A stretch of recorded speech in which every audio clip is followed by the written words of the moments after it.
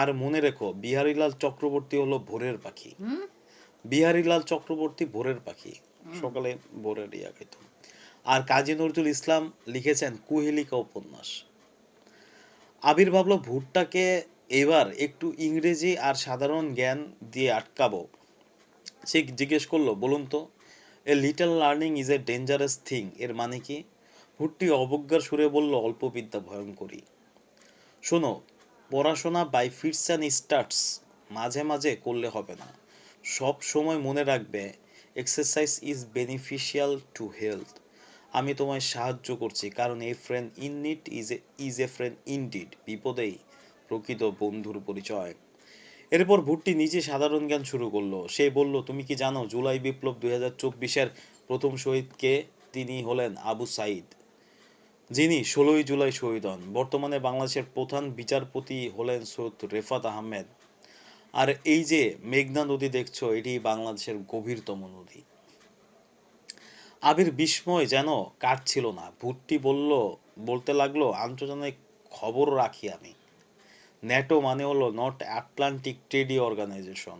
আর 2024 সালে শান্তিতে নোবেল পেয়েছেন জাপানের নিহন হিদানকিও। এমনকি সংবিধান রচনায় কমিটির একমাত্র মহিলা সদস্য ছিলেন রাজিয়া বানু। সংবিধান, আমাগো সংবিধানে, রাজিয়া বানু বাংলাদেশের আমাদের সংবিধানে। রাত যখন প্রায় শেষ, ভুট্টি হাসলো। আমি এখন যাব, তবে যাওয়ার আগে আইসিটি নিয়ে কিছু তথ্য দিয়ে যাই। ফোনের ভাইরাসের পূর্ণ রূপ হইল ভাইরাস, ভাইটাল ইনফরমেশন রিসোর্সেস পরীক্ষার প্রশ্নের আন্ডার উত্তর সাইজ। সে দিয়ে দিচ্ছে এইভাবে।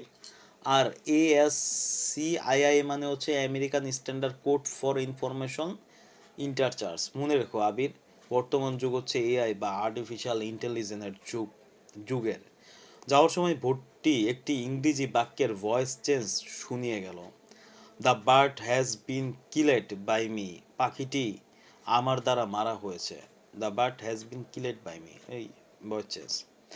আবির বুঝতে পারলো ভর্তি মোটেও অগাভী বা নির্বোধ নয়। অগাভী অর্থ নির্বোধ, বাগধারা। ভর্তি মিলিয়ে যাওয়ার আগে বলে গেল, I am looking forward to seeing you. আমি তোমার সাথে দেখা করার প্রতীক্ষায় রইলাম। ট্রান্সলেশন। আবির জানালার বাইরে তাকিয়ে দেখলো বৃষ্টি থেমেছে। সে তার খাতায় দ্রুত লিখে নিল, সকাল থেকে বৃষ্টি হচ্ছে, মানে it has been raining since morning. আজ রাতে এক অশ্রুতপূর্ব, যা আগে শোনা যায়নি ঘটনাটি তাকে সারা জীবন শিক্ষা দিয়ে গেল।